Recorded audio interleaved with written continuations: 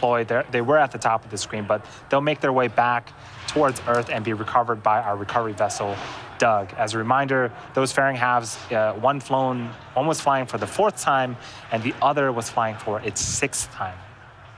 So a couple of views on screen right now. On the right-hand side of your screen is a view of our single Merlin vacuum engine on the 2nd stage.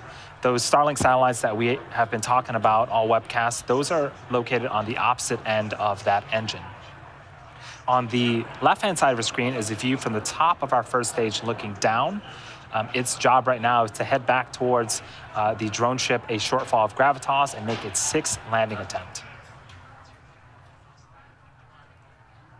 In order to make its way back, the 1st stage has 2 burns today. Both vehicles are on nominal trajectories. The first is the entry burn, where 3 of the Merlin engines will reignite, and this helps to slow the stage down as it re-enters the upper parts of the Earth's atmosphere. The second burn is the landing burn. This is a single engine burn that will bring the vehicle speed down rapidly in order to land on our drone ship. The first burn is expected to start around the T+6 minute and 47 second mark, and the second burn is going to be starting at the T+8 minute and 26 second.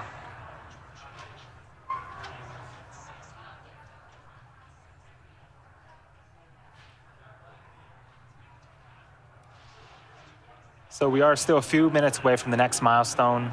The Starlink satellites that we're going to be delivering today, we're going to be delivering them to low Earth orbit, and they'll be operating at about 550 kilometers. Most satellites are at 36,000 kilometers in altitude in geostationary orbit. And when satellites are farther from Earth, the round-trip data time between the user and satellite, known as latency, is much higher, resulting in poor performance for activities such as video calls and online gaming. Starlink satellites operate at over 60 times closer to the Earth than traditional satellites, resulting in much lower latency.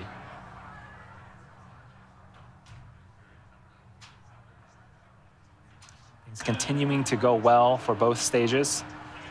On the left-hand side of the screen, we see some action. Those puffs of gas, that is nitrogen from our attitude control system. That, in conjunction with the grid fins that you see on screen, those help to steer and orient the first stage as it makes its way back to its targeted landing zone.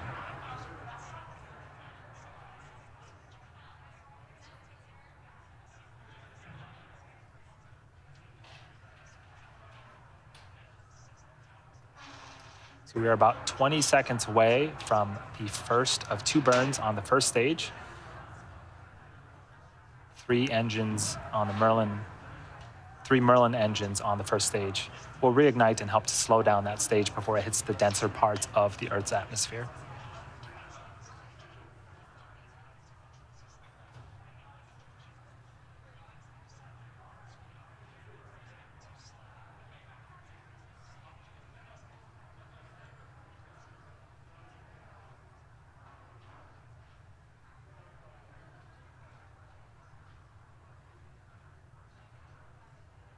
Stage 1 FTS is saved. Stage 1 entry burn startup. And there are those 3 engines that have reignited. This burn is expected to last for about 20 seconds.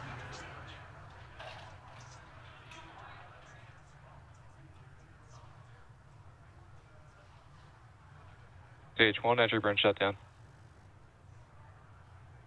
Awesome. That is 1 of 2 burns successfully completed. Stage 2 FTS is saved.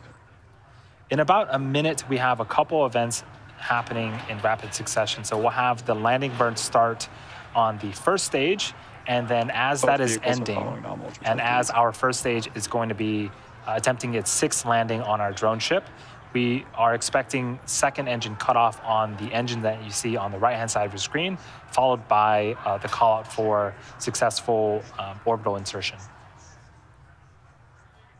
And as a reminder, because we won't have ground station coverage during the time that the Starlink satellites separate today, we will be ending our webcast after we confirm orbit of the second stage, and then we'll confirm deployment on our social media platforms.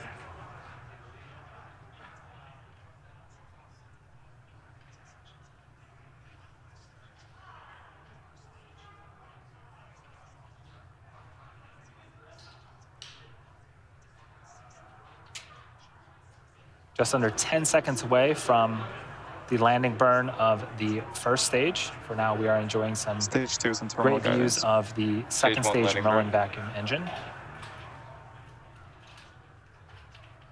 So you can see that the drone ship is getting closer, and on the right-hand side of the screen is that drone ship, a shortfall of gravitas. Stage 1 leg deploy.